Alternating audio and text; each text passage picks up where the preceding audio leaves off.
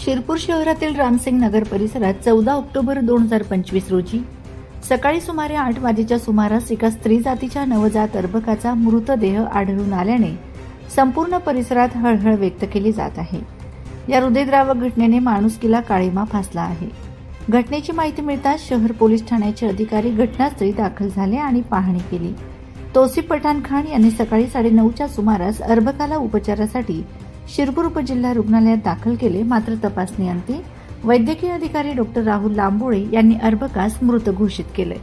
या घटनेची माहिती वॉर्डबॉय सावतामाळी यांनी शहर पोलिसांना दिली असून त्यावरून पोलीस ठाण्यात खबर नोंदविण्यात आली आहे। प्राथमिक तपासानुसार अर्भकाचे वय अवघे 1 दिवसाचे असल्याचे समोर आले आहे।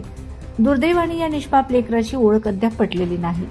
दरम्यान या प्रकारामुळे परिसरातील नागरिकांमध्ये तीव्र संताप आणि हळहळ व्यक्त केली जात असून कोणत्या निष्ठुर पालकांच्या पोटी हे लेकरू जन्माला आले असेल असा प्रश्न सर्वत्र उपस्थित केला जात आहे।